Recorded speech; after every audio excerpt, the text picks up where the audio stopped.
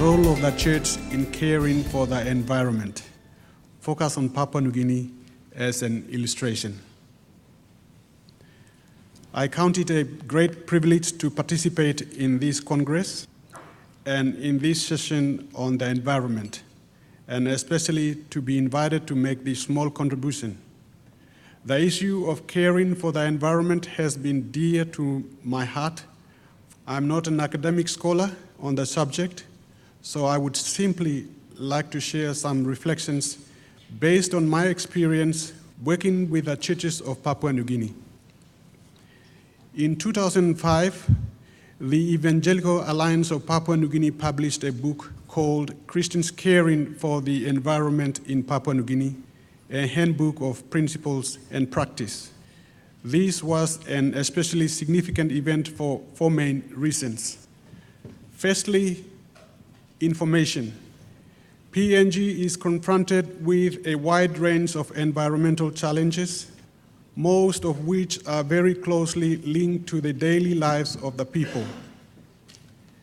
A 2002 World Bank survey noted serious threats to the forests, soils, rivers, and other fresh water resources, marine resources, and the atmosphere.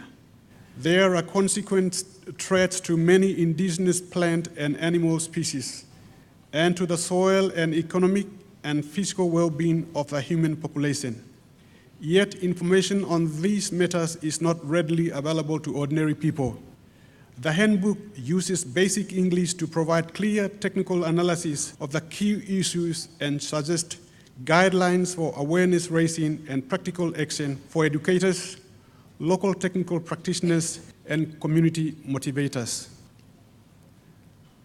As a church in Papua New Guinea, that's one of the actions that we have taken to address this issue that we are currently discussing. Secondly, education. PNG has a rich Christian heritage that has produced a nominally Christian nation, where more than 90% of the 6 million citizens profess allegiance to a local church. The churches play a dominant role in education, and the handbook provides a needed, reliable foundation for the developing relevant curricula and lesson materials.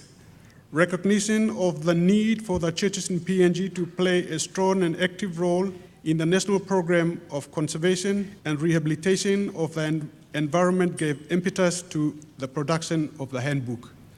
We are trying to write a curriculum for the Department of Education so that this material can be used in our education system. Evangelical Alliance of Papua New Guinea has more than 100 schools, community, primary, and secondary schools. We are trying to develop this material so that this can be taught in schools so that students can begin to practice caring for the environment.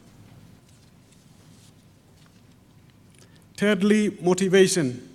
The handbook provides a motivational tool by way of practical guide to the relevant biblical material, especially for use by teachers and preachers who already have the ear of most of the population. Fourthly, contextualization. The handbook affirms the underlying holistic worldview of the people of PNG, and the result has been enthusiastic embracing of the biblical message about God's purpose for his creation and the relevant ecological, economic, cultural, and political issues. Creation protests its treatment by human beings. It groans and travails in all its parts. Christians, you are earth keepers. Rise to your calling.